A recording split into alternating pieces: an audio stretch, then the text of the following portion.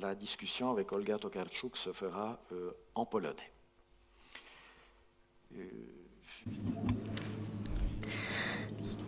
Bonsoir, j'ai le plaisir de vous saluer ce soir lors d'un très grand événement qui a lieu ici en Suisse. Olga Tokarczuk est quelqu'un qui est très modeste, qui parle d'elle avec beaucoup de modestie, mais c'est un événement exceptionnel. Hein. Et comme vous savez certainement, Olga Tokarczuk est parmi les auteurs les plus connus au monde, représentante la plus éminente de littérature contemporaine polonaise. Et elle a écrit un nombre très important de livres, d'ouvrages qui ont été remarqués dès le début. Ses premiers livres qu'elle avait publiés au début des années 90 ont suscité un très grand intérêt, aussi bien de la critique littéraire. En 93, Olga Tokarczuk a obtenu l'un des prix les plus prestigieux, c'est-à-dire attribué par la Fondation Kościelski. Et je pense que ce serait un peu dommage de perdre notre temps à énumérer toute la liste de ses œuvres parce que nous nous sommes réunis aujourd'hui surtout pour nous entretenir avec Olga. Donc, je vous conseille très vivement de consulter la page Internet où vous verrez tous les titres qu'elle avait publiés jusqu'à aujourd'hui. Et je voudrais surtout mener cette conversation surtout nous concentrer sur son livre qu'il vient de publier en langue française, le livre de Jacob, qui vient justement d'être traduit, publié en France il y a quelques semaines à peine. Et on peut dire que, sans évidemment diminuer l'importance de ses œuvres précédentes, c'est quand même, on peut dire que c'est son opus magnum. Et je commencerai donc à parler de ce livre, donc livre de Jacob. Nous nous sommes rencontrés pour la première fois il y a 7 ans. Et à l'époque, au moment où nous avons parlé à bâton rompu, comme ça, il y a une question tout à fait traditionnelle qui est tombée, c'est-à-dire, tu travailles sur quel livre actuellement? Et Olga, qui répond toujours avec beaucoup d'aisance, d'ailleurs, vous allez le voir tout à l'heure, vous pouvez vous en convaincre, elle était un embarrassée parce qu'elle m'a dit, tu sais, je travaille sur quelque chose qui est complètement fou, je ne sais pas ce que cela va donner. Et puis elle s'est mise à raconter cette aventure qu'elle a menée jusqu'au bout, et justement le résultat en est le livre de Jacob. Et nous pouvons peut-être commencer par une première question, c'est-à-dire comment est né ce projet de ce livre. Connaissant tes livres précédents, nous pouvons y trouver plusieurs éléments qui constituent un fil conducteur littéraire de toute ton œuvre écrite, mais ce projet a dépassé jusqu'à maintenant tout ce que tu avais écrit précédemment. Et je pense que tout le monde voudrait savoir quelle est l'origine, qu'est-ce qui a fait qu'au moment de la maturité littéraire que tu avais déjà atteinte, tu as décidé de l'écrire. Bonsoir. Effectivement, c'est une entreprise colossale pour moi, et pas seulement littéraire, mais c'est une entreprise de toute une vie, parce que j'ai passé plusieurs années à rédiger ce livre. Je pense que ne serait-ce que la rédaction m'a prise 8 ans. Mais il y a eu des années de recherche à plusieurs niveaux que je vous expliquerai tout à l'heure aussi en détail. L'histoire se présente de la façon suivante. À la fin des années 90, Et j'ai trouvé dans une petite édition confidentielle universitaire, dans une toute petite librairie, le livre des paroles de Dieu qui était publié par Jan Doctor, c'est-à-dire c'est un texte fondamental de franquiste, c'est-à-dire c'est une chronique de ce mouvement hérétique franquiste. C'est écrit avec un polonais un peu maladroit, tout de même rédigé en polonais. Et c'était un livre absolument inconnu, du même que l'histoire de Jakub Frank est absolument inconnue en Pologne à l'époque. Et dès les premiers mots de ce livre, j'ai réalisé que ça constituait un matériau absolument fabuleux pour écrire un livre. D'abord, je pensais rédiger un essai, écrire un essai, mais au fur et à mesure que j'approfondissais, j'avançais dans la lecture, il y avait tout contexte circonstanciel, quelque chose d'un peu léger, d'une espèce de fanfaronnade aussi, et je me suis posé la question de savoir pourquoi cette histoire n'est-elle pas connue de façon plus universelle. Quelque chose qui est aussi curieux, aussi bizarre, aussi inhabituel, n'est pas connu d'un public beaucoup plus large en Pologne et aussi dans le monde. Et au moment où je me suis mise à écrire ce livre, j'ai commencé à creuser dans Wikipédia Jakub Frank, et à un moment où c'était absolument inexistant. Aujourd'hui, il y a des pages qui lui sont consacrées dans Wikipédia. Et en étudiant des archives, des œuvres, des ouvrages historiques retraçant l'histoire aussi de la Pologne du XVIIIe siècle, l'histoire du mysticisme judaïque, j'ai tout de suite réalisé qu'il y avait 3 arguments qui expliquent pourquoi cette histoire avait été oubliée, tout simplement balayée. Je l'appelle un oubli délibéré, actif, des histoires qui sont pas toujours très confortables. On ne sait pas les classer, ils sont inclassables. Tout simplement, cette histoire a été oubliée de façon délibérée par l'Église polonaise. Pourquoi? Parce que l'Église catholique polonaise a joué un rôle un peu sombre déjà par la Sainte Inquisition, qui a fonctionné très brièvement, bien sûr, pour vous expliquer.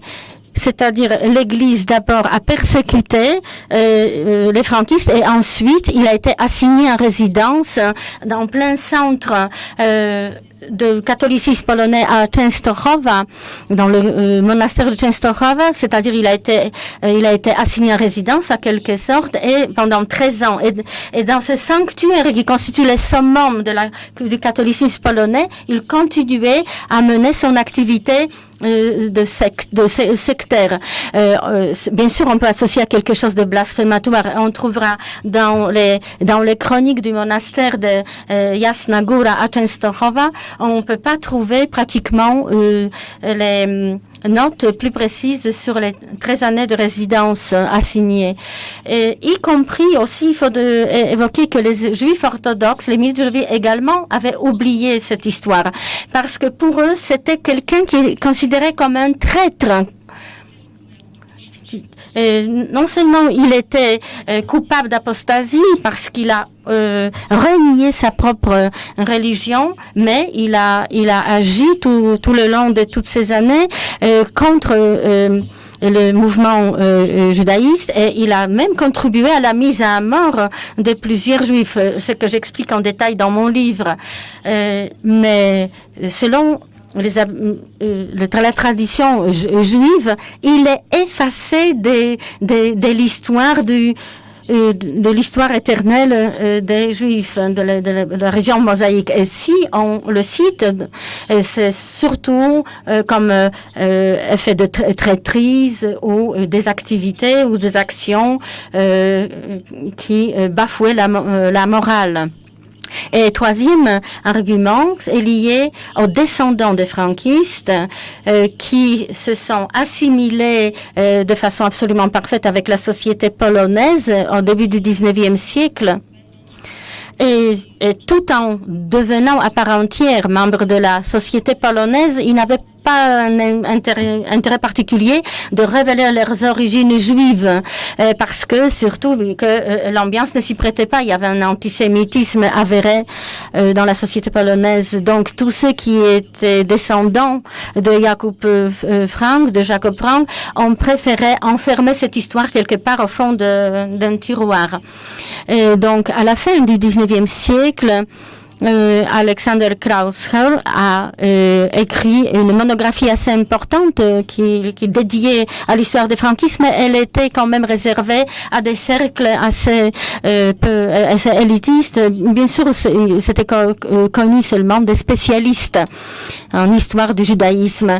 Donc, une fois que j'ai trouvé ce sujet, je considérais que c'était un matériau absolument extraordinaire pour écrire un livre, et le fait de raconter cette histoire, de rapporter cette histoire permettra de reconstruire, de rafraîchir quelque chose qui pouvait constituer l'alternative à la littérature de Sienkiewicz. C'était comme pour contrebalancer. Et puis, il y a une obsession qui est la meilleure amie de tout écrivain, parce que on est propulsé par une énergie et qui fait qu'on est pendant 8 ans, on est focalisé exclusivement. Je travaillais sur Jacob Frank, je m'occupais de l'hérésie juive de l'histoire de la Pologne du XVIIIe siècle.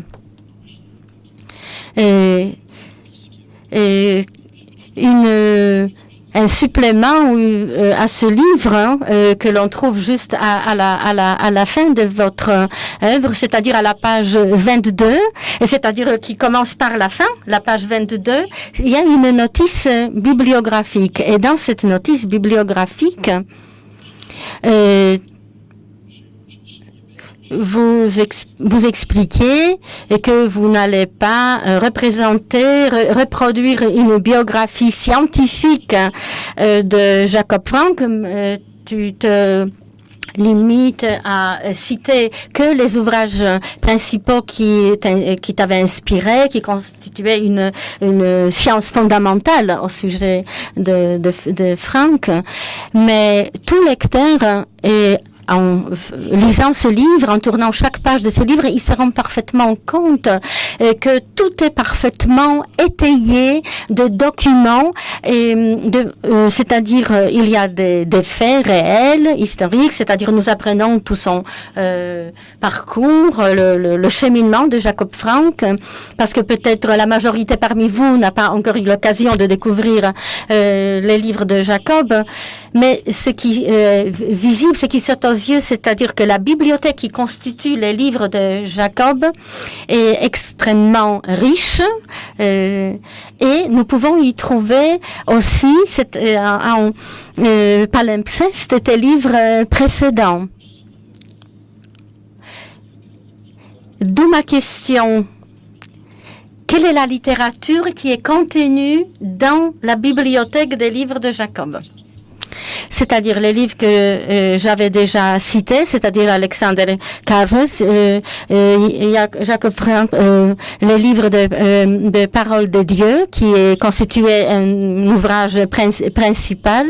C'est-à-dire, je voulais comprendre quels étaient les fondements théologiques de leur croyance au moment où ils constituaient toute cette hérésie, toute une série de livres liés à l'histoire de la Pologne du XVIIIe siècle.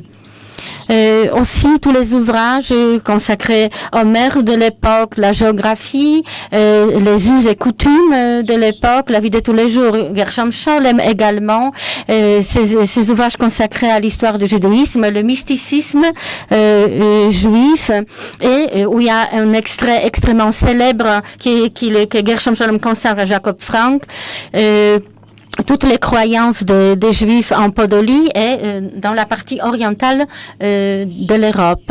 Leurs fables, leurs légendes, leurs mythologies, croyances, des manuels pour apprendre la langue hébreu, et toute une multitude d'ouvrages moindres, et bien sûr des listes de personnages puisés dans des archives, et aussi une tentative de décrire toute cette histoire en s'appuyant sur ce qui a été écrit précédemment, ceux qui avaient déjà fait des tentatives de cerner l'histoire et qui n'ont jamais vu le jour.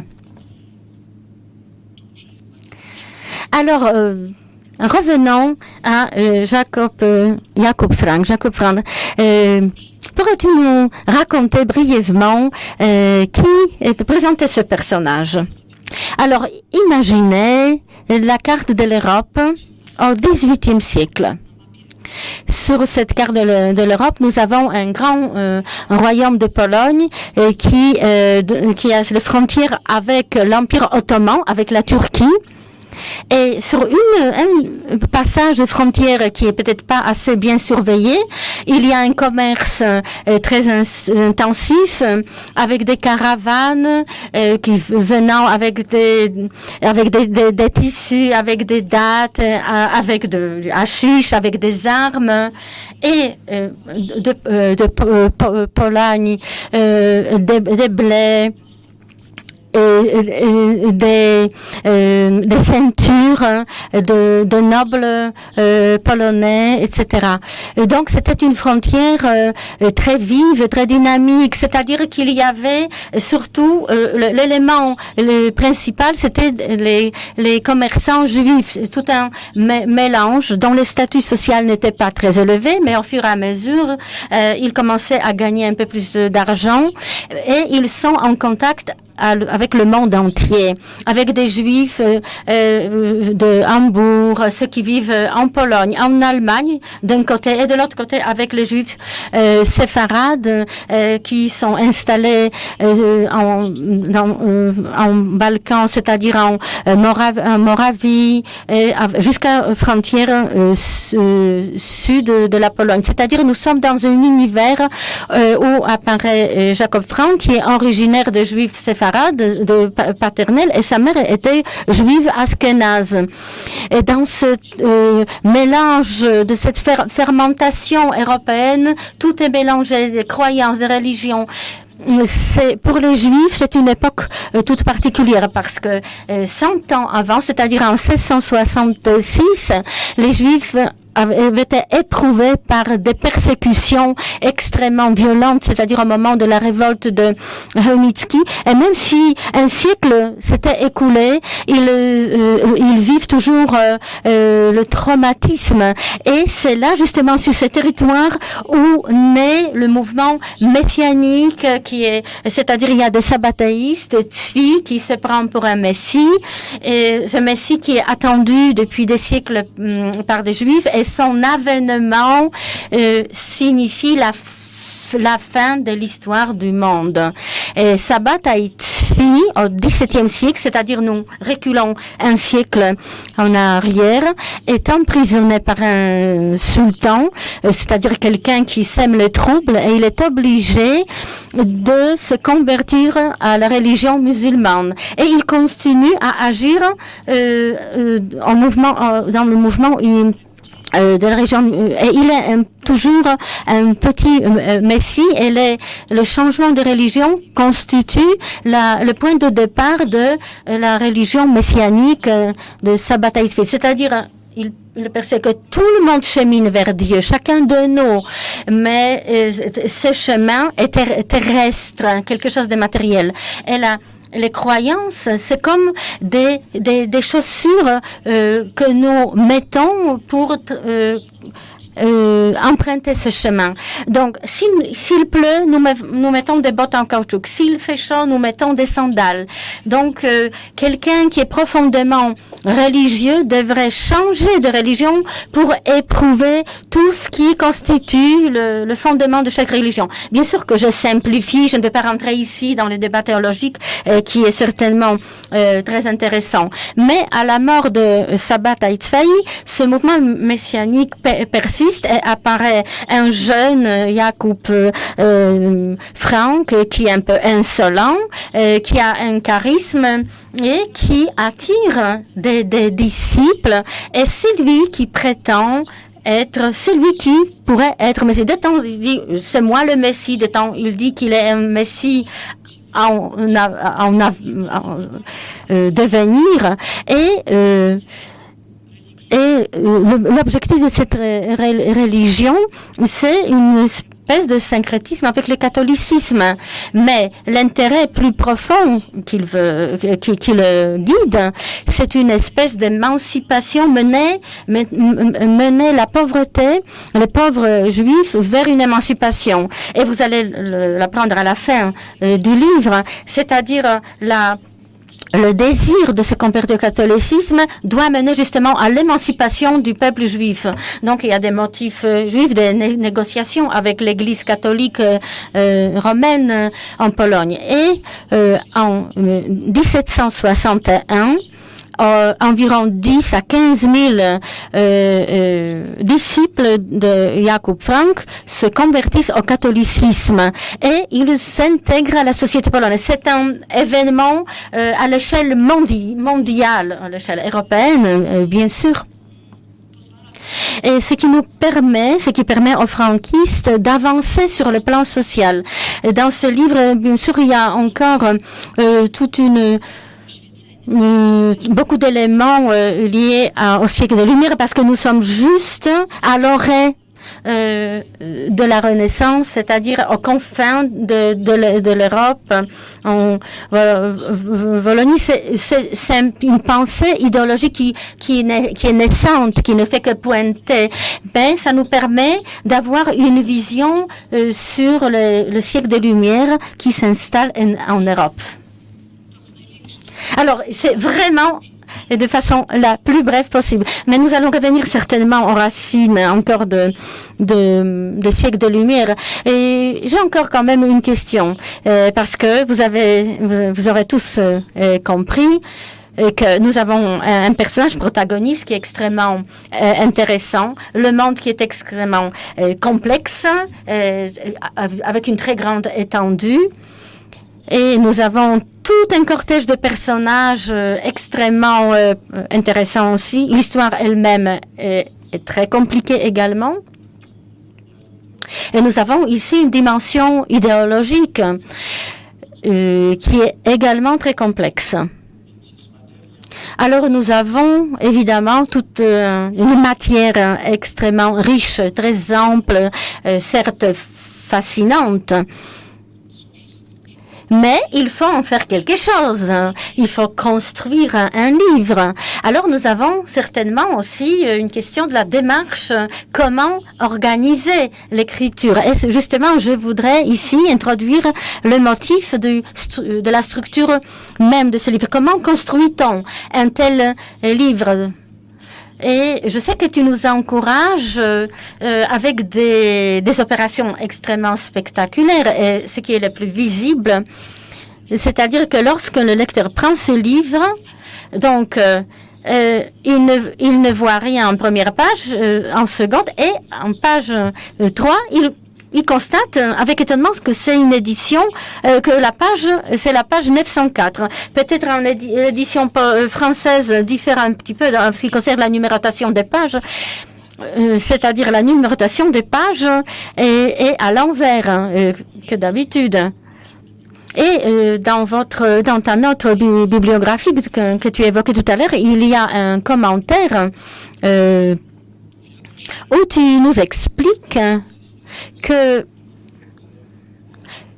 tout simplement, c'est un hommage à la culture juive, à la tradition juive, et tu cites, je cite, c'est-à-dire c'est un rappel que tout ordre est une question d'habitude. C'est une question d'habitude. Alors peut-être laissons peut-être l'aspect, la dimension philosophique de cet énoncé. Mais comment une écrivaine s'habitue à l'ordre qu'elle doit des fois même forcer au moment où, parce que son objectif c'est de rendre ce livre lisible, c'est-à-dire qu'il faut maîtriser tous ces matériaux. Alors, je voudrais justement que tu nous parles de l'organisation de l'écriture. Ce fut un défi immense parce que je n'ai jamais appris la discipline académique universitaire dans l'organisation de la documentation. C'est-à-dire, il a fallu que je repense ou je pense à mon usage personnel, l'organisation de ce roman. C'est-à-dire, j'avais des milliers et des milliers de post-it, et ensuite, j'ai acheté aussi un grand rouleau de papier craft et en déroulant dévidant ce rouleau, j'ai noté tous les potins, tous les ragots qui sont racontés, qui en achevêtrement de certaines histoires, des chevauchements. Et c'est comme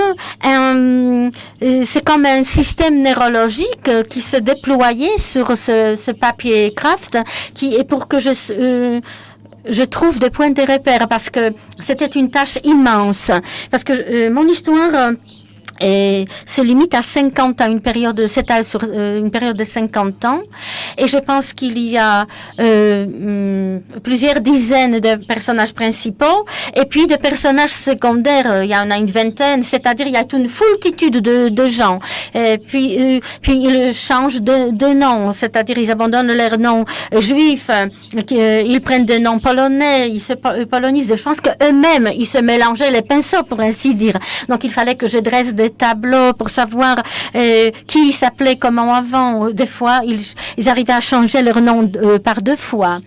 Et il y a eu un principe au moment de conversion, c'est-à-dire lorsqu'ils se faisaient baptiser, ils étaient conduits à l'hôtel par l'aristocratie, la noblesse polonaise, qui était leur parrain, qui devait leur guider sur leur nouveau chemin de vie pour tous ces commerçants juifs. Et au début, l'aristocratie polonaise leur prêtait leur nom, ce qui crée beaucoup de malentendus, parce qu'un cordonnier à Rochatin, il s'appelait Lanskoroński, c'est un nom d'une grande famille aristocratique polonaise. Et donc, très vite, l'aristocratie s'est rendue compte que peut-être c'était pas la meilleure idée parce que ça prêtait à confusion. Donc, on donnait leur nom, forgeait le nom. Par exemple, celui qui était baptisé un dimanche, il s'appelait Ponidzielski, Majewski parce qu'il était baptisé au mois de mai. Sierpiński parce qu'il était baptisé au mois d'août, ils empruntaient des noms de villes ou de localités, c'est-à-dire Rochatyński, etc. Des fois, ils changeaient leur nom au cours il y en a par exemple le nom Shor, c'est-à-dire c'était les collaborateurs, les coreligionnaires ou les condisciples les plus proches. Shor, ça veut dire un bœuf. Donc, ils ont polonisé leur nom, c'est Wołowski, une famille extrêmement célèbre. Il y a une partie de famille qui a fait partie de la grande émigration polonaise après la chute de l'insurrection de 1831, qui se trouvait à Paris, qui donc originaire de cette famille. Il y avait Maria Szymanowska, c'est-à-dire la mère du poète national Adam Mickiewicz. Et d'ailleurs, il a passé beaucoup de temps avec la famille Wołowski. Et d'ailleurs, je vais encore m'attacher à vous raconter plus en détail parce que c'est un motif extrêmement important. Alors, on demande peut-être une explication tout de suite. Pourquoi? Parce que un des motifs extrêmement fascinants au moment où j'ai rédigé mon livre, c'était une découverte que j'ai faite tout au début, c'est-à-dire une prise de conscience que la culture juive et la culture polonaise sont inextricablement liées. C'est-à-dire, en parlant aujourd'hui de la culture polonaise, on ne peut absolument pas dissocier ces deux sensibilités, ces deux mentalités. Et si on se rappelle Adam Mickiewicz, et c'était pas une époque très favorable pour lui, mais il passait des journées entières, des soirées entières auprès de la famille Wołowski, qui se souvenait encore très bien, l'aîné de Jakub Frank, et en plus, il faisait des cérémonies, des célébrations franquistes. Donc, Adam Mickiewicz devait connaître parfaitement tous ces rituels, et il a dû prendre connaissance des livres, des paroles de Dieu, et donc ils connaissaient parfaitement l'histoire franquiste. Et nous revenions à l'épopée nationale, les aïeux de l'épopée nationale polonaise, qui a créé l'identité polonaise. Et on voit tout de suite qu'il a absorbé beaucoup d'idées empruntées aux franquistes. L'idée même du messianisme polonais, selon moi, n'aurait jamais vu le jour si Mickiewicz n'avait pas rencontré la famille de Szor-Wołowski. Et ça nous donne un point de vue diamétralement opposé à ce que nous avons considéré comme le messianisme polonais. Et même de nos jours, je pense que ce qui se passe aujourd'hui en Pologne, l'idée qui a forgé la mentalité, l'identité polonaise était très proche, s'apparentait aux idées hérétiques religieuses et qui étaient aussi contenues dans les idées franquistes de l'époque du siècle des Lumières. Dans un des chapitres d'ailleurs, je narre plusieurs motifs qui allaient être semés comme des graines et qui allaient développer ultérieurement dans l'histoire de la Pologne. Et je m'occuperai dans un deuxième volume sur l'histoire des franquistes assimilés qui ont constitué la classe moyenne et la grande bourgeoisie juive polonaise. Mais j'ai perdu mes forces. Je pense que je suis épuisée énergétiquement. Je me vois pas tout de suite me remettre à écrire. Peut-être un jour, je vais m'y mettre. Je pense que ça devrait surtout intéresser des universitaires, des chercheurs qui possèdent une grande connaissance et qui savent certainement mieux que moi agencer tous les matériaux qui ont servi à mon écriture. Oui, effectivement, c'est ce qu'on a bien compris, qu'on a affaire avec un livre qui en fait n'est pas un roman historique, d'après une définition stéréotypique, pour le dire ainsi, mais par contre, c'est sûrement un livre qui est très enraciné dans l'histoire. Et en plus, c'est un livre qui nous propose, disons, une nouvelle interprétation de l'histoire, ce qui est très important. Et c'est pas la première fois dans des œuvres où nous pouvons voir une certaine attitude, une certaine approche à la fiction basée dans l'histoire. Tu écris beaucoup de textes, en effet, où c'est le monde réel qui t'a servi comme inspiration. Par contre, là, j'aurais justement une question liée à ce genre littéraire ou cette façon d'écrire des histoires.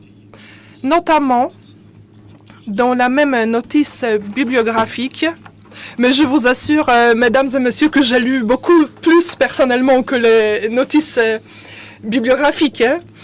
Par contre, je dois avouer que pour quelqu'un qui a fait la littérature son métier, c'est très intéressant. Par exemple, l'histoire est une tentative continue de comprendre ce qui s'est passé et de ce qui aurait pu se passer. Alors, en fait, c'est pas un roman historique, c'est vraiment l'histoire. Et donc, c'est pas seulement la tentative de comprendre ce qui s'est passé, mais aussi de ce qu'aurait pu se passer.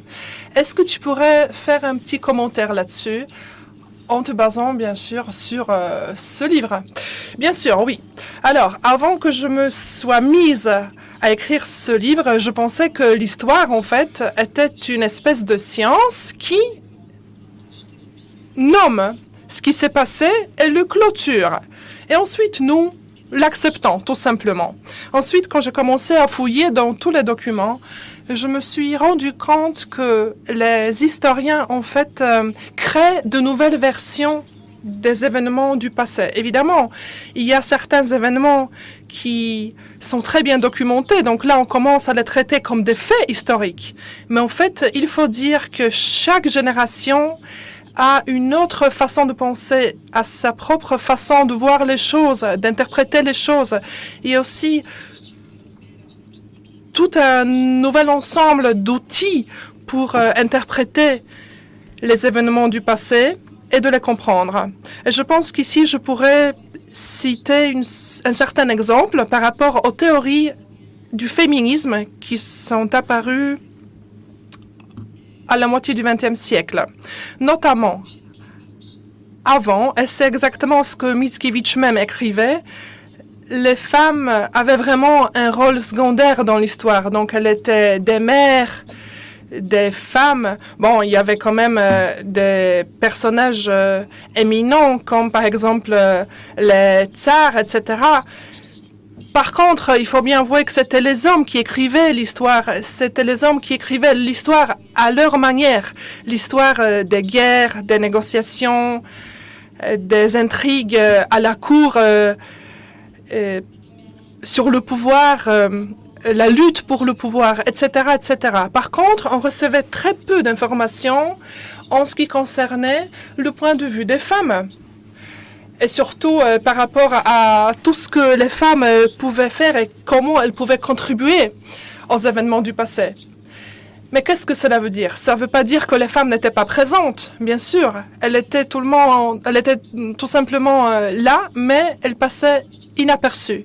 Donc, c'était une méthode aussi, disons, de revendiquer un peu leur présence. Donc, moi, comme écrivaine du XXe siècle, quelqu'un qui a été éduqué, qui a grandi au XXe siècle, évidemment, moi-même, j'ai une mentalité complètement différente par rapport à celle dont disposait, par exemple, Mickiewicz et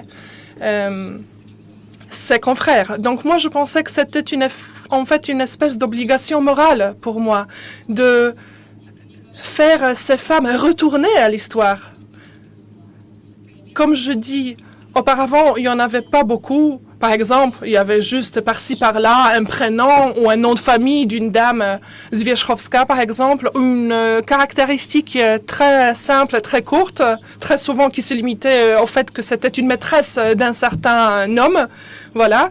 Et donc moi, par contre, je décidais d'appliquer une certaine méthodologie, de trouver autant de détails que possible et justement d'équiper ces femmes en tous ces détails possibles et de les mettre au centre aussi de l'action. Et je pense que je l'ai bien fait. Katarzyna Kosakowska, par exemple, est justement un très bon exemple.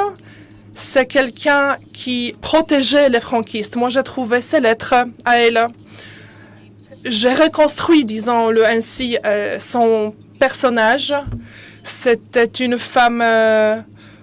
Aujourd'hui, on pourrait dire une femme politique, une politicienne qui influençait énormément son entourage et le monde dans lequel elle vivait. Aussi, la même chose avec une poète polonaise du baroque très connue, Elżbieta Drużbacka. Pareil, hein, j'ai reconstruit son personnage à travers les documents et grâce aux documents que j'ai trouvés. Ce qui était important pour moi, c'était justement de faire une espèce de reconstruction des femmes franquistes et de leur donner une certaine autonomie.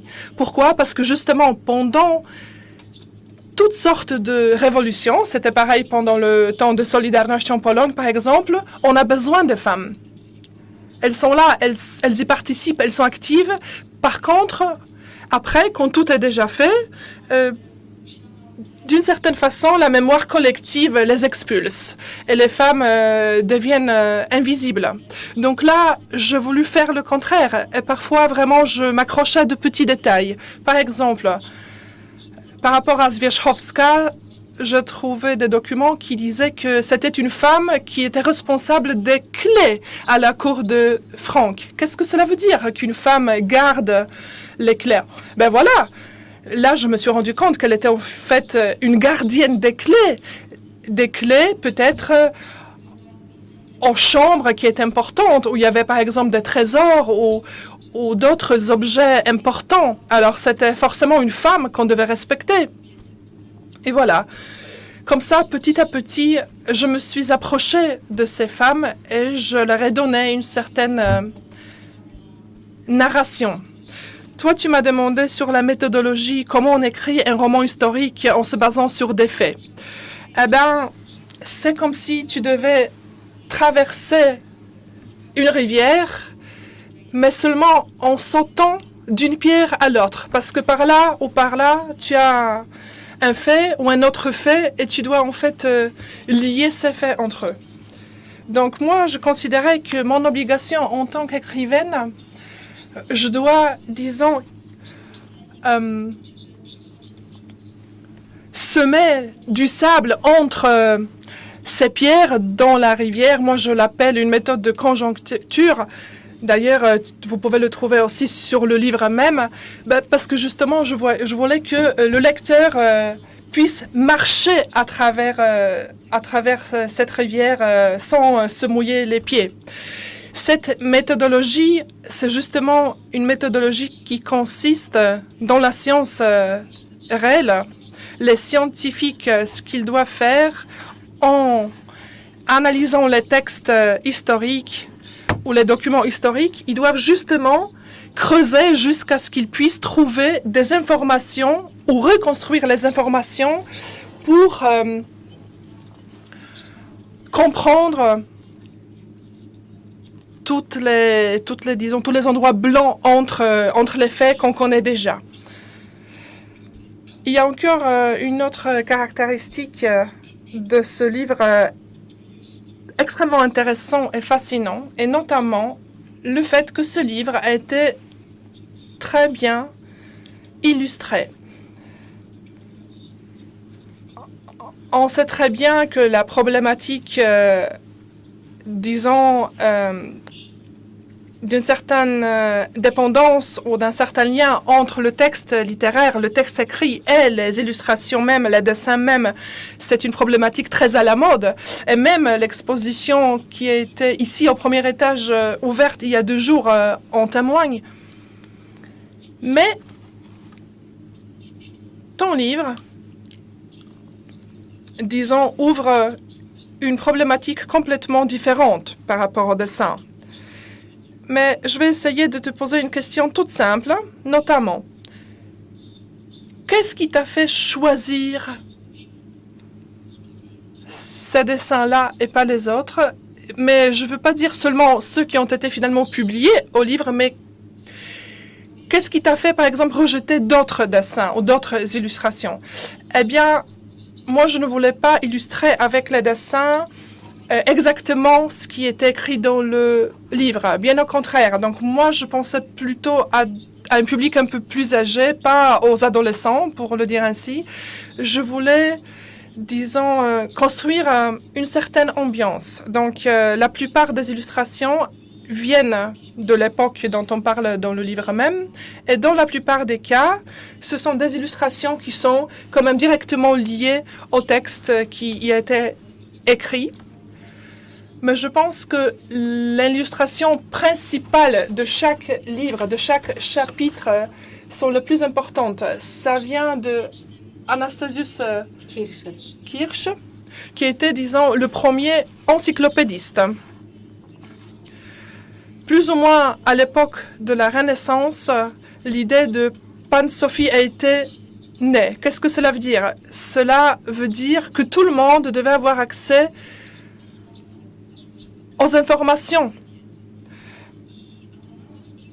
Donc aujourd'hui, c'est facile parce qu'on a l'Internet, on a Wikipédia, etc. Mais bon, là, à l'époque, justement, c'était très ambitieux. Disons que c'était une espèce de lexicon qui devait décrire le monde en plusieurs langues. Les langues étaient présentées dans une espèce de tableau. Et cela voulait dire que le lecteur pouvait en même temps, en fait, apprendre les langues mêmes, ce qui faisait de ce livre un livre très populaire en Europe à l'époque. Et donc, chaque pays avait, en fait, sa version dans sa langue, mais aussi cité dans d'autres langues des pays voisins, en général. Par exemple, en Suède, c'était en suédois, en français, en allemand. En Pologne, c'était en polonais, en latin et en français. Donc, cela veut dire que chaque communauté pouvait utiliser ce livre, pouvait comprendre certains phénomènes naturels, pouvait comprendre la géographie, ou au moins la connaître. Disons que c'était vraiment le premier lexicon très bien illustré comme je dis. Et moi, j'ai décidé justement de choisir certaines pages de ce livre comme illustration principale de mes chapitres pour souligner l'universalisme, l'universalité de cette histoire. Parce que ce n'est pas un livre polonais. Regardez, mes personnages, ils voyagent de la Turquie jusqu'à Offenbach. Un des personnages débarque finalement en France, où il devient un révolutionnaire. Et d'ailleurs, il a été tué, guillotiné avec Danton. Donc voilà, c'est une histoire de l'Europe, c'est une histoire de l'assimilation, c'est une histoire du fait qu'on devait faire face à quelqu'un qui était complètement différent de nous. Donc, disons que voyons le monde contemporain, c'est quelque chose de très universel, très actuel. Merci beaucoup. Tout à l'heure, on va laisser vous poser des questions par le public, mais j'ai encore deux questions quand même. D'abord, la question suivante. À qui s'adresse ce livre? Parce que très rarement, en fait, l'auteur affiche, pour le dire ainsi, sur la couverture du livre à qui il aimerait s'adresser, en fait, à travers ce texte. Mais ici, on a quand même quelque chose d'intéressant.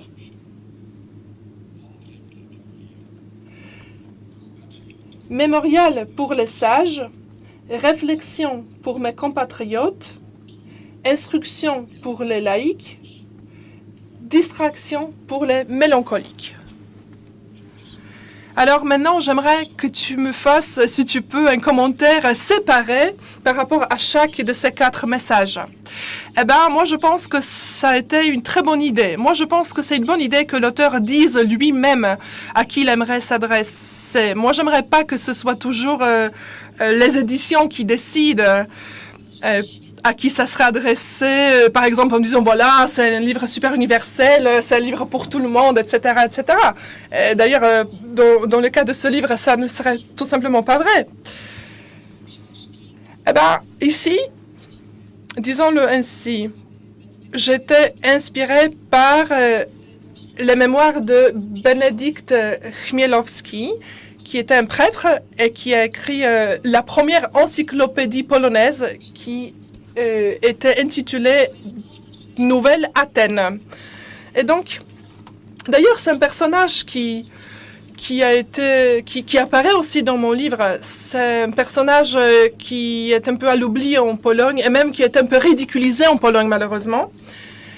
Mais moi, je me suis permis justement de modifier un peu son idée de ce livre, Nouvelle Athènes. Mais en fait, je pense que c'est quelque chose qui touche 4 dimensions des romans historiques. Un roman historique, notamment, devrait être lié aux faits et à la réalité, et aussi entrer en contact, pour le dire ainsi, avec ceux qui en connaissent, en savent quelque chose. Donc, c'est pour ça que je dis mémorial pour les sages. Réflexion pour mes compatriotes. Eh bien, ce livre a été écrit dans les temps très difficiles dans mon pays, où, disons-le ainsi, renaît le nationalisme, où la droite essaye de réécrire l'histoire polonaise de nouveau. Donc, je pensais que, bon, peut-être si mes compatriotes lisent ce livre, ils vont réfléchir de nouveau, ils vont se sentir obligés un peu à penser à l'histoire du XVIIIe siècle en Pologne. C'était multiculturel, c'était un territoire multilinguistique où il y avait énormément d'ethnies qui coexistaient. Donc voilà. Ensuite, instruction pour les laïcs. Qu'est-ce que cela veut dire? Cela veut dire que chaque roman historique peut nous transmettre des savoirs, de nouveaux savoirs sur quelque chose qu'on ne connaissait pas jusque-là. Après quoi? Donc après la lecture desquels on va tout simplement en savoir plus. Et finalement, distraction pour les mélancoliques. Ah ben, là, je pensais tout simplement à une certaine joie. Moi, j'aimerais bien que la lecture soit toujours quelque chose d'attrayant, d'intéressant.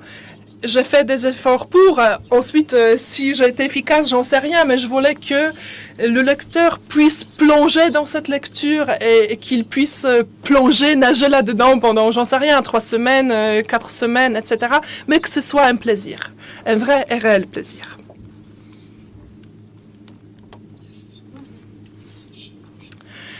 D'accord, il y a eu encore une demande que je vais quand même essayer de transmettre parce que nous savons tous que c'est un matériau très riche et très complexe, effectivement, que c'est un matériau qui reflète une réalité multicolore. Et donc, parler d'une telle histoire exige, disons, certaines solutions de narration qui justement, vont refléter la multitude de points de vue. Parmi d'autres très bonnes idées de narration, il y a encore aussi une idée de donner la parole à un personnage très spécial qui nous est introduit tout de suite. En fait, c'est déjà dans le prologue, c'est une page. Et moi, je pense que vous serez tous contents si Olga pourra nous lire cette page. Voilà, on laisse encore quelques secondes aux interprètes pour qu'elles puissent trouver la bonne page dans la version française. Połknięty papierek zatrzymuje się w Le bout de papier avalé se coince dans la trachée à la hauteur du cœur. La salive l'imprègne, l'encre noire, spécialement conçue pour cette missive, se dissout lentement et les lettres perdent figure. Dans le corps humain, le mot se divise alors en substance et en essence. Tandis que la première disparaît, la seconde, privée de forme, se laisse capter par les cellules du corps parce que, étant essence, elle est toujours en recherche d'un support matériel, même si cela doit se faire au prix de nombreux malheurs. Yenta se réveille alors qu'elle était presque morte. À présent, elle sent clairement en elle comme une douleur, un courant de rivière, un frémissement, une pression lente, un mouvement. Une subtile vibration renaît dans la région de son cœur qui, lui, bat faiblement, mais avec régularité et assurance. La chaleur afflue à nouveau dans sa poitrine asséchée et squelettique. Yenta cligne des yeux et, non sans peine, elle soulève les paupières. Elle voit le visage soucieux d'Elisha Shor penché sur elle. Elle voudrait lui sourire, mais son visage s'y refuse. Elisha Shor, les sourcils froncés, la regarde avec un air de reproche affligé. Il remue les lèvres, mais aucun son ne parvient aux oreilles de Yenta, dont ne sait où apparaissent des mains. Ce sont celles, très grandes, du vieux Shor. Elle se porte au cou de Yenta avant de se glisser sous l'édredon. Shor s'efforce maladroitement de tourner sur le côté, le cœur inerte de Yenta, pour regarder le drap sous elle. Non, Yenta ne perçoit pas ses efforts. Elle ne sent qu'une chaleur et une présence, celle de l'homme barbu couvert de sueur. Soudain, comme sous l'effet d'un choc, Yenta découvre les choses par en haut. Elle se voit, mais distingue aussi le crâne dégarni de Shor, dont le bonnet est tombé, alors qu'il s'excrimait à faire basculer le corps de Yenta. Dorénavant, il en sera ainsi. Yenta verra tout. Voilà. Donc là, j'aimerais te demander qui est-ce, Yenta? Bon, on a tous compris que la dimension métaphorique de ce personnage y a été mise en valeur. Et c'est très parlant. Donc, on y voit une certaine suggestion comme quoi c'est une figure, disons, allégorique, peut-être qui incarne l'écrivaine même. Mais voilà, ça nous transporte, on pourrait dire, dans un monde, disons, un peu différent de ce qu'on connaît, entre la mort et la vie réelle. Et c'est peut-être justement le personnage qui peut nous amener aussi au personnage des femmes dont tu as parlé tout à l'heure. Mais quand même, je vais te demander, c'est qui Yenta? Są Il y a deux réponses à cette question. Première réponse peut-être très pragmatique, très technique, et l'autre beaucoup plus métaphysique. Métaphysique, je vais répondre de deux manières. Premièrement, c'est un narrateur qui a permis de porter ce livre, c'est-à-dire un tiers de la rédaction. J'ai réalisé que la masse de ce livre est tellement colossale que deux narrateurs que j'avais choisis au départ ne suffisaient pas. Donc, j'ai choisi un narrateur total, c'est-à-dire un narrateur façon panoptique, c'est-à-dire comme un drone. C'est-à-dire comme un drone qui survole tout le livre, toute la narration. Et très sincèrement, je dois vous avouer, c'est grâce à ce personnage, à cette narratrice, j'ai réussi à sauver le livre et je ne suis pas tombée en dépression. Et de notre côté aussi, c'est une réponse métaphysique, parce que je considère que tout roman, tôt ou tard, rencontre son esprit, son âme. Et j'avais commis déjà plusieurs romans et je pense qu'à un même moment où il y a une énergie qui constitue l'esprit du roman. C'est peut-être quelque chose, c'est peut-être un processus psychologique et c'est un processus qui est peut-être pas conscient, qui est subconscient. C'est comme une synthèse cachée d'ici, mais c'est comme Michel-Ange qui disait que lui, il ne fait que travailler avec son burin le marbre parce que David, il est déjà à l'intérieur de la matière que constitue le marbre. Et donc, l'esprit de la narration, il sait déjà ce qui doit être contenu, et moi, en tant qu'auteur, c'est comme si quelqu'un décide de jouer au loto et puis il gratte et puis il découvre les chiffres et peut-être il va gagner le grand. En polonais, ça s'appelle justement le grattage. Et je pense que c'est exactement ces romans sont déjà écrits quelque part dans les terres et moi je forme, peut-être c'est quelque chose, ça sonne un peu de façon un peu folle, mais c'est ainsi. Maintenant peut-être je donne la parole à la salle et je vais le dire en français.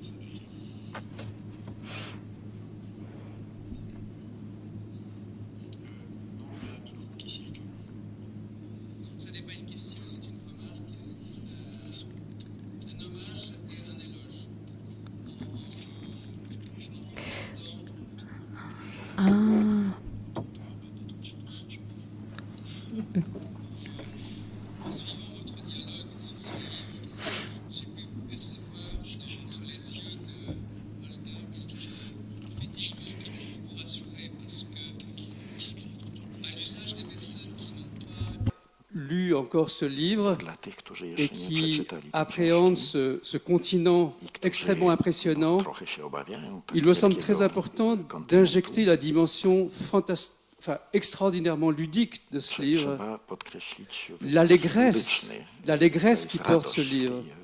Vous parliez tout à l'heure de traverser une rivière selon des pierres qui étaient posées. Et moi, j'ai beaucoup plus l'impression, comme lecteur, que vous m'avez flanqué sur un cheval et que vous ne m'avez jamais lâché, jamais permis de poser pied. Et ça, c'est vraiment un éloge et une transfiguration après un tel travail de recherche. Merci beaucoup.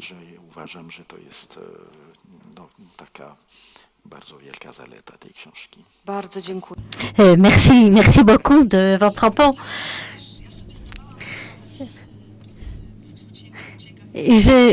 j'étais tout à fait consciente que peut-être la dimension de livre peut faire fuir, faire peur au lecteur, parce que quand il y a aussi beaucoup d'informations très compliquées, c'est-à-dire le premier contact avec le lecteur, c'est l'abbé Chmielowski.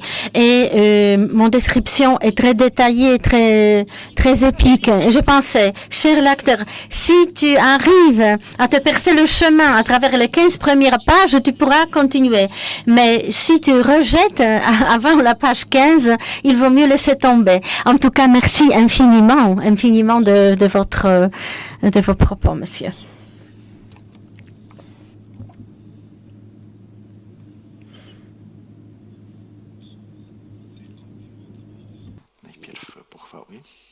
Une question. Dans la Pologne d'aujourd'hui, la Pologne après Holocauste, est-ce qu'il y a dans la vie encore des tendances sabbatistes et franquistes?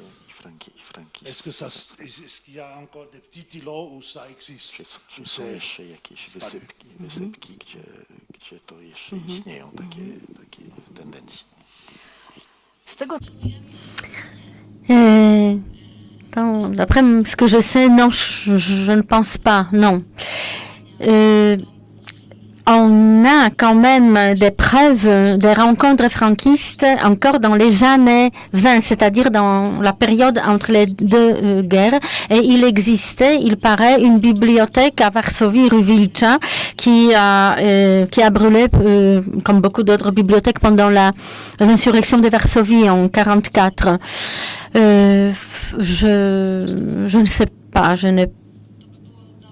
je pense que ça aurait été même impossible en Pologne après toutes les vagues de migration. Pendant la société polonaise a tellement évolué que je ne crois pas que ça existe. Par contre, après la publication, la sortie de mon livre en Pologne, il y a eu un phénomène très intéressant parce que j'ai été considérée d'un coup comme une généalogiste, un bureau de généalogiste. Je m'appelle Jakubowska.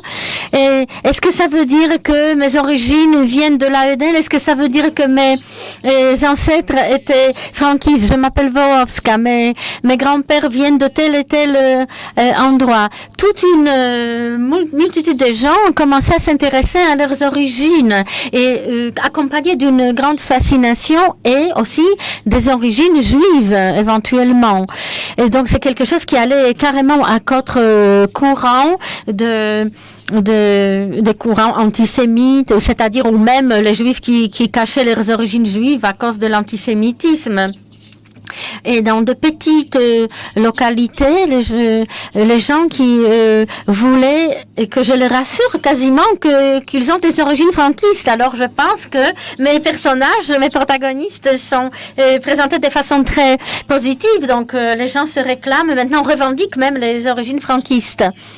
De manière générale, la cohabitation entre les Polonais et les Juifs, c'est un sujet qui tourne toujours autour de l'Holocauste. Ce qui s'est passé ensuite, ce qui s'est suivi après la Deuxième Guerre mondiale en Pologne.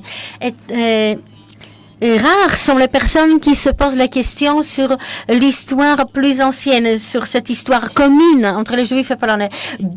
Comment se fait-il que les Juifs fussent arrivés en Pologne? Pourquoi avaient-ils un rôle si important à l'époque du Moyen-Âge? Quelle était leur place dans l'hiérarchie sociale en Pologne? Comment ça se traduisait à travers les grands événements historiques polonais? Pourquoi autant de Juifs s'installaient à l'époque de la Deuxième République de Pologne? Comment se fait-il que la culture juive en Pologne était florissante malgré les pogroms, malgré l'antisémitisme ambiant, le rôle de littérature hassidique, de mouvement de hassidim en Pologne. Je pense que la littérature polonaise ou les écrivains ou les écrivains ou les Polonais, en Pologne, c'était malentendu de parler de la pureté ethnique, des origines pures, de souche. Je pense que ce livre a mis devant une lumière nouvelle justement la société polonaise, et beaucoup de livres se sont vendus, et c'est pour ça, cela il est destiné aussi à mes compatriotes. Ça leur a donné aussi à réfléchir. Voilà ce que je voulais dire.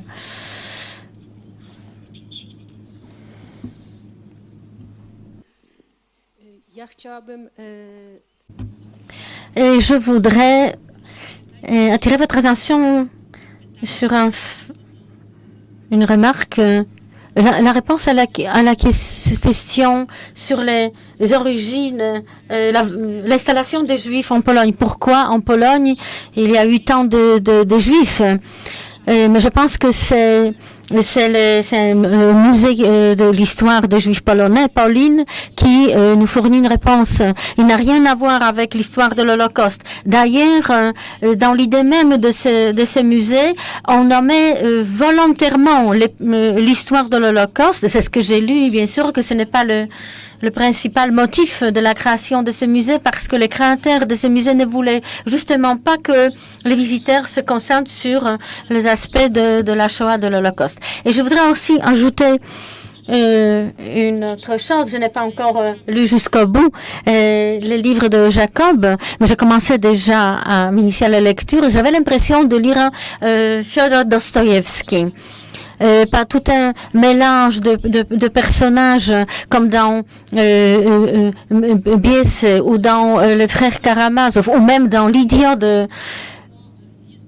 Je pense qu'il y a une ressemblance dans la structure narrative. Est-ce que vous considérerez ça comme un complément? J'espère que oui, parce que Dostoïevski, quand même, est un écrivain de portée mondiale qui a été traduit dans plusieurs langues. Mais je voudrais juste ajouter cette remarque à la marge. Merci beaucoup.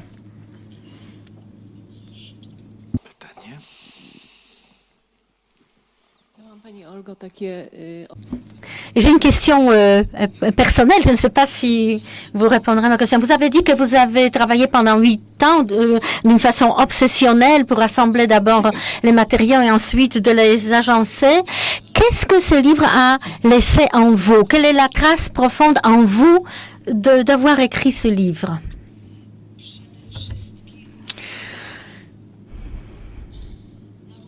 Et surtout, je pense que ce sont mes cervicales.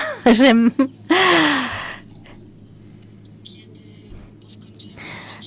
Une fois que le livre a été publié à l'automne en Pologne, je me suis sentie très mal physiquement. J'étais complètement vidée. Et avec mon mari, nous sommes rendus à Cracovie chez un naturopathe qui s'occupe de la médecine holistique en Pologne. Je ne savais pas ce qui m'était arrivé. Il m'a examiné de façon très détaillée. Il soufflait, il tapotait et tout. Et ensuite, d'un air sombre, il a dit: qu'est-ce que vous avez fait? C'est vous êtes complètement vidé de toute énergie vitale. Et je pense que nous pensons rarement d'un travail sur le plan énergétique, d'un travail de si longue haleine. Et ça nous coûte énormément. C'est pas seulement les douleurs cervicales ou l'argent ou l'effort que nous fournissons, mais je pense qu'il y a une répercussion sur notre énergie.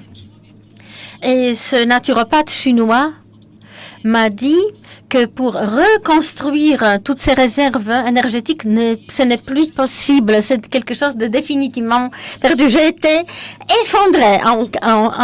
Mais bon, au bout de 6 mois, j'ai laissé passer 6 mois et je me suis dit, je quand même retrouvé mes énergies, je me suis régénérée et j'ai une très grande satisfaction parce que c'est quelque chose de palpable. C'est quelque chose qui a permis de faire changer la façon de penser des gens, parce que le livre a eu un énorme retentissement en Pologne. C'est-à-dire, je pense que j'ai contribué à une histoire, à la réflexion commune sur notre histoire commune en Pologne. Et je suis très heureuse d'avoir pu écrire, de rassembler tous les éléments. Et je pense que ce livre m'a donné aussi beaucoup de force. Maintenant, je n'ai plus peur d'écrire d'un grand roman épique ou de même de reproduire ce genre d'œuvre. Je pense que au lieu de m'enlever, contrairement à ce que disait ce naturopathe, je pense que j'ai reçu en échange beaucoup. Alors, on va voir quel livre sera le sujet de notre prochaine rencontre dans quelques années. Zaczynam tak planować też pójść. Je pense petit à petit à passer à la retraite parce que c'est impossible que j'écrive tout le temps. Mais je pense qu'il me reste encore 5 à 6 livres à écrire. C'est ce que j'ai planifié. Et parmi ces livres, il y a déjà des projets bien concrets, plus petits, plus grands. Ceux d'entre vous qui connaissent un peu ma façon de travailler, vous savez que j'aime des formes très différentes. Eh bien, j'ai déjà écrit un livre sur les voyages, un livre criminel, mais une vraie horreur. Ça, c'est quelque chose que je traite comme un défi et j'aimerais vraiment faire peur au lecteur. Donc, disons que c'est mon ambition. Écrire une horreur, mais vraiment quelque chose d'intelligent en même temps, hein, et qui va raconter une histoire importante. À part cela, j'aimerais aussi écrire un conte pour les adultes, parce que c'est pas juste que ce soit toujours des enfants qui peuvent lire les contes de fées, etc., et que les adultes en sont dépourvus. Et encore, j'essaye de rassembler mes forces pour encore une fois écrire une espèce de roman historique, mais qui ne sera pas trop éloigné dans le temps. Ce sera une histoire enracinée dans le XXe siècle, après la guerre. Mais je ne peux pas planifier trop parce que si je le fais après, justement, je me sens un peu découragée. Oui, mais il y a 7 ans, on en a parlé. Oui. Mais là, j'étais déjà en train d'écrire. Donc, c'était bien différent. Là, pour l'instant, c'est vraiment... ça commence à germer à peine. Donc, je le traite comme une énorme aventure qui m'attend. OK, merci. Encore peut-être une question? La dernière? Non, bon, d'accord. 2 dernières questions. Merci. Si je peux me permettre. Bonsoir, Madame Tokarczuk. OK, maintenant je vous vois. Bonsoir. Moi, j'habite en France depuis 30 ans.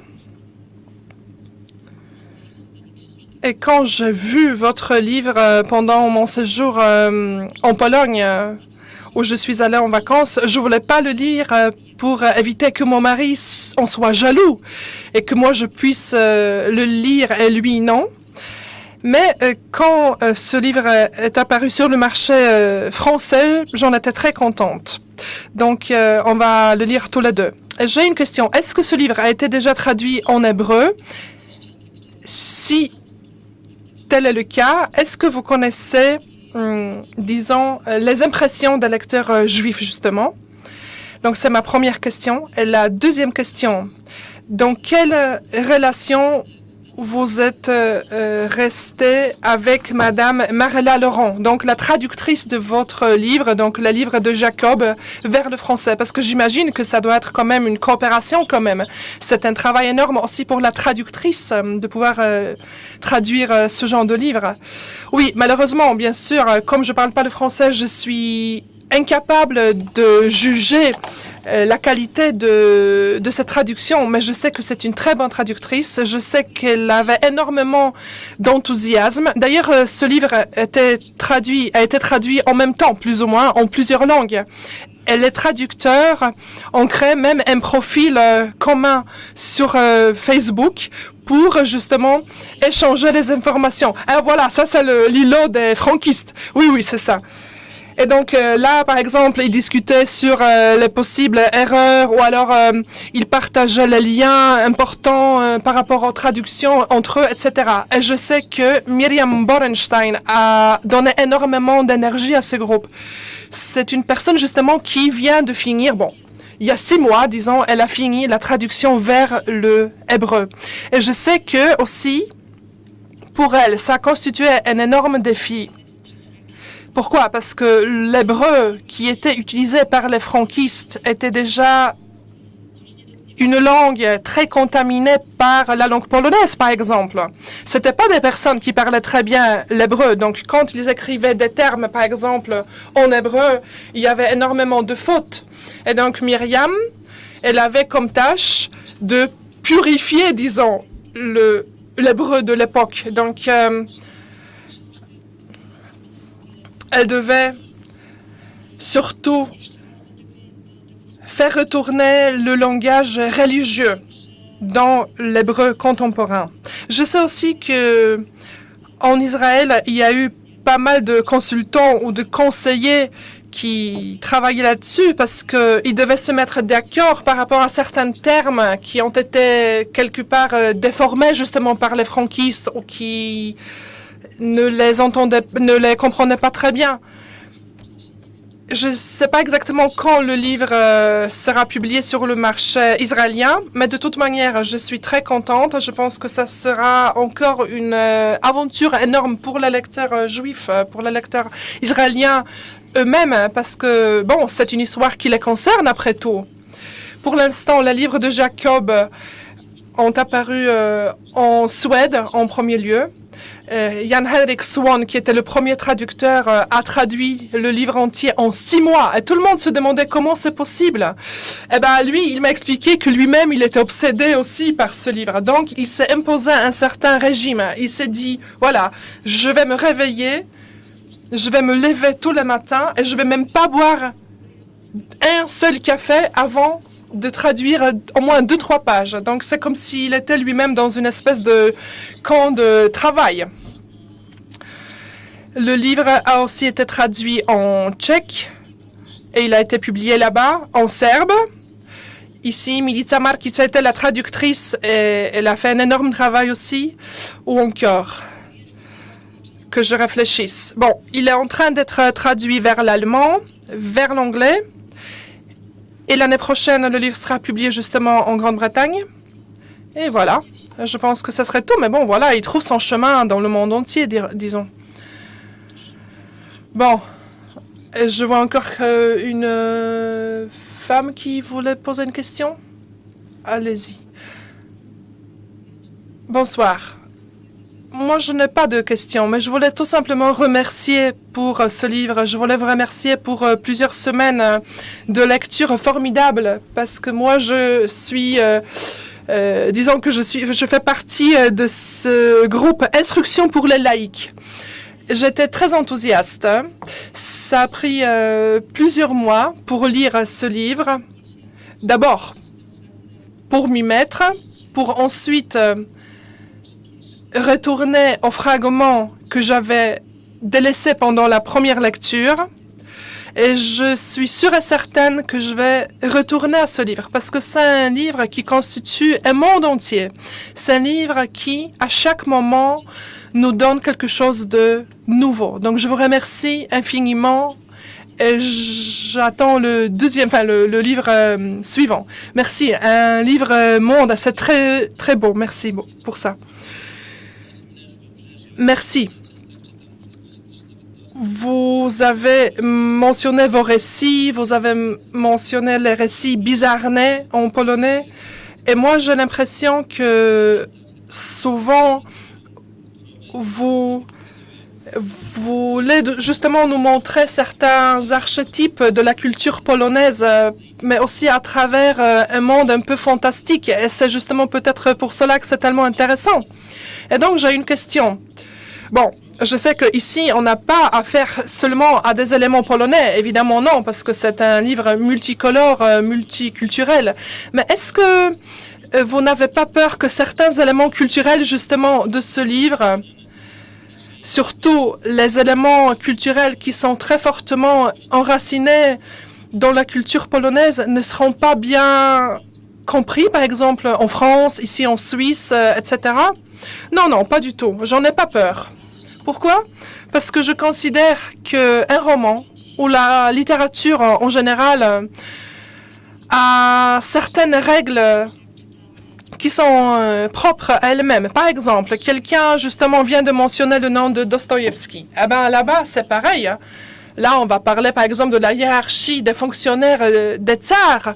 Et c'est quelque chose qu'on ne connaît pas bien. Chez Dickens, par exemple, pareil, il y a des éléments qui sont liés à la vie de la société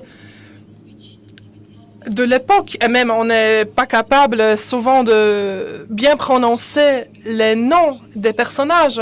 La même chose va se passer avec la littérature de Victor Hugo. Donc, qu'est-ce qu'on peut faire? Bon, il faut juste l'accepter. Il faut voir un roman comme un outil de communication universelle. Moi, je pense que non seulement il ne faut pas tout comprendre jusqu'au bout, mais même ça pourrait être dangereux. D'ailleurs, il y a une discussion aujourd'hui très vive, je dirais même, entre les producteurs, les éditeurs, les écrivains, etc. Moi, par exemple, j'ai une amie qui est écrivaine canadienne, donc une écrivaine qui écrit justement dans et pour la société multinationale ou multiculturelle, et elle dit elle-même qu'elle a peur parfois en voyant ce que certaines éditions au Canada font pour, disons, rendre le texte plus accessible pour tout le monde. Donc, pour les Inuits, pour les gens au Québec, pour les Québécois, pour les gens qui habitent à Toronto, pour les descendants des Russes, etc., etc. Donc, c'est vraiment une espèce de travail de fond qui sert à purifier le livre. Et moi, je pense que c'est pas bien, parce que le roman constitue une certaine entièreté et ça dépend uniquement du lecteur, de ce qu'il va en emporter. Moi, je faisais pareil. Si quelque chose ne m'intéressait pas, bah, je continuais, quoi. J'allais plus loin. Et ça ne veut pas dire que s'il y a quelque chose qui correspond pas avec ma compréhension des choses, il faut laisser tomber. Non. Donc, j'ai pas peur. Un livre qui est compliqué et même exotique est tout simplement un défi pour le lecteur. Et donc, il faut que le lecteur fasse un effort lui-même ou elle-même. Voilà. Aussi, il veut ou elle veut être juste mélancolique et lire pour la distraction, et bien voilà, il faut laisser tomber les fragments en question, et c'est tout. Mesdames et messieurs, je pense que le temps est venu pour remercier Olga Tokarczuk pour cette soirée excellente qui n'a pas d'ailleurs encore fini. Parce que si je m'abuse, Olga Tokarczuk sera encore à notre disposition pour signer les livres. Donc, on se voit tout à l'heure à côté. Merci beaucoup. Merci aussi. Merci. Dziękujemy bardzo, François Rosé. Merci à François Rosé. Merci beaucoup.